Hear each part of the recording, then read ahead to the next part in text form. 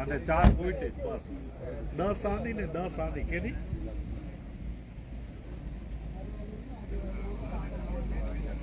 હા બેની 10-10 ગાડીઓ રાખે આપણે 15,000 માથે નથી કરવાનો કારણ કે જો 15,000 માંથી 10,000 ટન માલ આવશે 5,000 બેલેન્સ 20,000 સ્ટોક પડ્યો છે 5,000 એમાંથી એટલે 5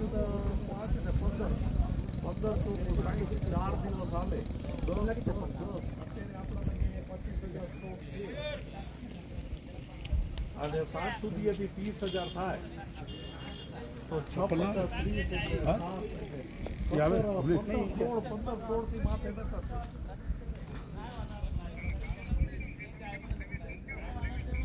देख लीजिए ना रॉन्ग फिगर है